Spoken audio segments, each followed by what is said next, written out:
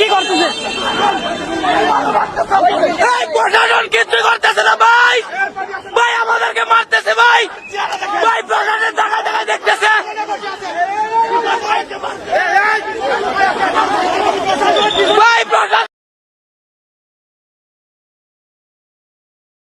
Service Alam গতকালকে বিএনপির যুব দলের হাতে যেভাবে গণপিটুনি খাইছে ভাই, লাত্তি উষ্টা ঘুষি কিল, ও মাই গড। এবং আজকে আপনার জামাতের এমপির মেয়র গাঁজাখুরির যে ঘটনা, মানে এক ডিলে দুই পাখি। বাংলাদেশে বর্তমান যারা নাকি জুলাই যোদ্ধা ছিল তারা প্রত্যেকে একের পর এক গণপিটুনি খাচ্ছে।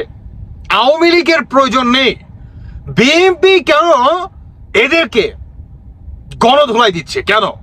রিজন কি?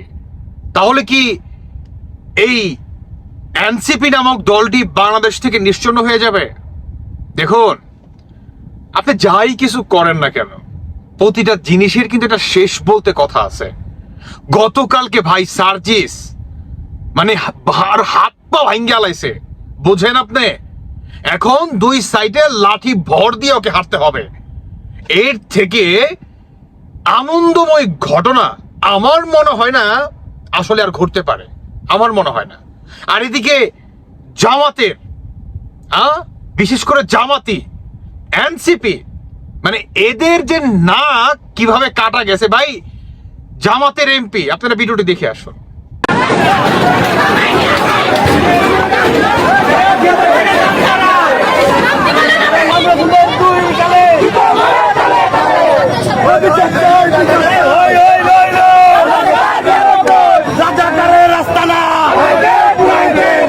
এমপি গোলাম রসুলের মেয়ে, বাগারপাড়ার এমপি গোলাম রসুলের মেয়ে, বাপের বড়াই দিয়ে সে ইয়াবা খায়, মদ খায়, সেইখানে বাপের ইসেই সে এরে মারে ওরে মারে।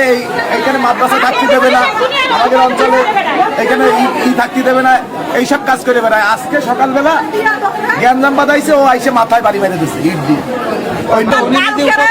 আমার বাচ্চা, আমাদের বাচ্চারা খেলা করতেছে সন্ধ্যা টাইম, খেলা করতে লাগলে এমপির মাইয়ে এক নর্মাল এবার খাই বেরোয় আসে, বেরোয় আসি বাচ্চাকে বলছে তোমরা আন্দারে কি করতেছো, তোমরা কি তোমরা খারাপ কাজ করতেছো, ওই ওনাদেরকে ভয় দেখাইছে, তাই ভিডিও করা আছে আমাদের।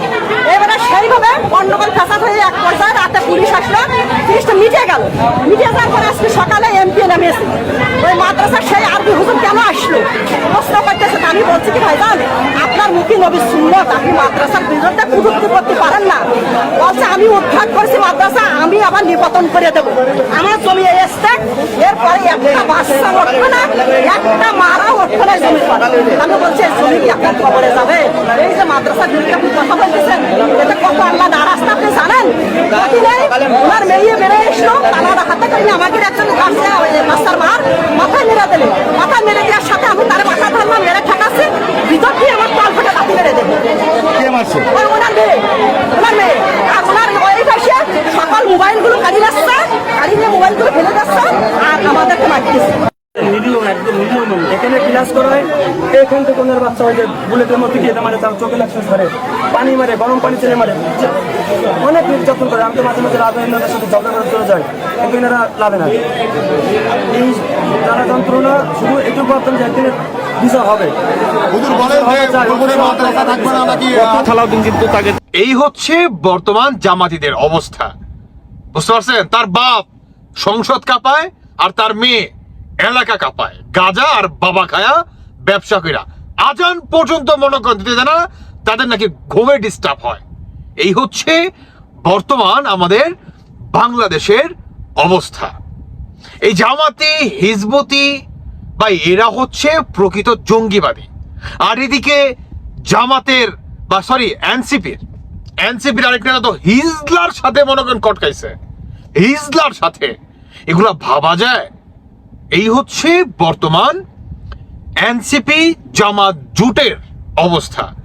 অবশ্য এনসিপি মানেই জামাত, জামাত মানে হচ্ছে এনসিপি। এই যদি হয় বর্তমান তাদের অবস্থা, তাহলে দেশের কি হতো একটাবার ভাবে, তারা যদি সরকার গঠন করত, বাংলাদেশ থাকতো? থাকতো না। সবচেয়ে মজার কথা হচ্ছে, সব থেকে মানে যে পয়েন্ট অফ ভিউ, সেটা হচ্ছে সার্জিস নাসিরউদ্দিন পাটোয়ারি ভাই, যে বাইরাইছে ভাই, বাঁশ দিয়া, হকি দিয়া, সার্জিসের গিরায় মনে করেন বাইরাইছে।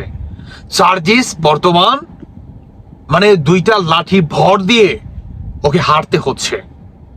এই হচ্ছে বর্তমানে, এটা তো খুবই তুচ্ছ একটা বিষয়।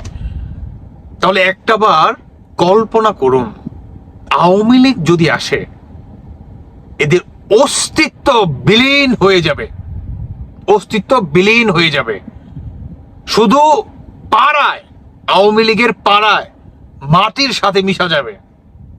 একটা হাড্ডি পর্যন্ত খুঁজে পাওয়া যাবে কিনা সন্দেহ আছে ভাই।